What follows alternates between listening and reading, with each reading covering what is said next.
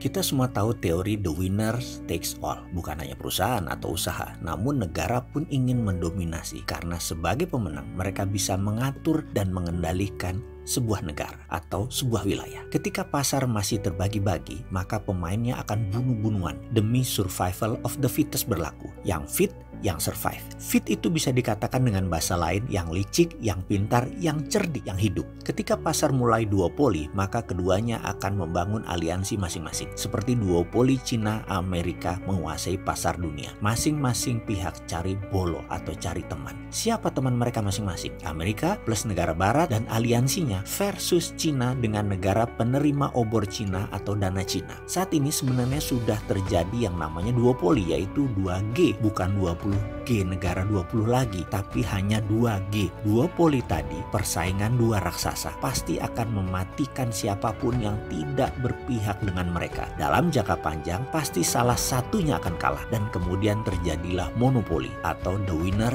takes all terjadi. Maka untuk memenangkan perang tersebut, Amerika melakukan banyak front atau banyak serangan ke Cina dari berbagai sudut. Pertama, perang tarif, yaitu harga barang Cina masuk Amerika dipajaki tinggi. Lalu seperti yang saat ini terjadi, perang dagang. Kalau perang tarif adalah pajak impor, kalau perang dagang adalah bahan baku dan bahan dasar produksi mulai saling dibatasi, bahkan tidak boleh diambil atau tidak boleh ditransaksikan. Lalu perang currency, di mana dolar ditarik yang berefek negara Cina langka dolar. Cina pasti perlu dolar untuk beli barang kebutuhan seperti minyak, gas, batu bara. Cina sumber energinya impor. Kemudian yang pasti dilakukan adalah dinaikkannya harga komoditi seperti minyak bumi, gas, dan batu bara. Dalam tahun 2020, 2021, 2022, hal ini akan terjadi berdasarkan informasi pengamat kebijakan luar negeri Amerika yang tertera dalam tulisan di Foreign Affairs Magazine Desember 2019.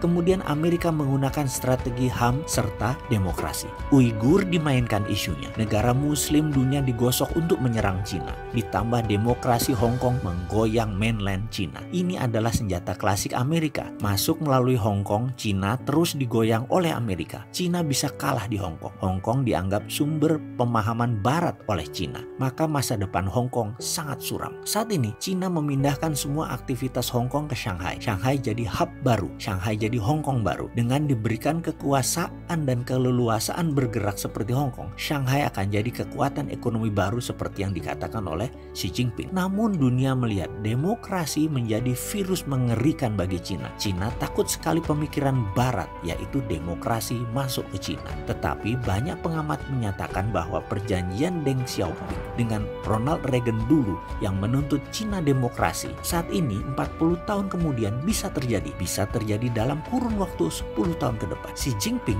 pemimpin sekarang kuat sekali pengaruhnya, namun tekanan trade war, perang tarif plus perang currency dan perang energi bisa memukul Cina dengan keras, yang akan membuat pertahanan Cina jebol itu dengan apa senjata terhunus masuk ke tubuh Cina, yaitu dengan demokrasi. Tekanan Amerika untuk menjadi monopoli akan memaksa Cina menerima demokrasi adalah perang yang rumit. Cina diprediksi akan mengadakan election atau pimpinan daerah menggunakan voting sebelum tahun 2030. Dan ini sebuah game changing. Demi Cina tetap menjadi raja pasar dunia, Cina pasti akan berstrategi dan mulai mengambil demokrasi kecil, yaitu dengan diadakannya election. Dengan adanya election bukan serta-merta akan menjadi multi partai seperti di Indonesia negara Cina itu. Tidak, tetapi tetap menjadi single party country seperti saat ini, yaitu hanya ada PKC, Partai Komunis Cina di Cina. Seperti halnya beberapa negara yang single party country seperti Meksiko akan tetap satu partai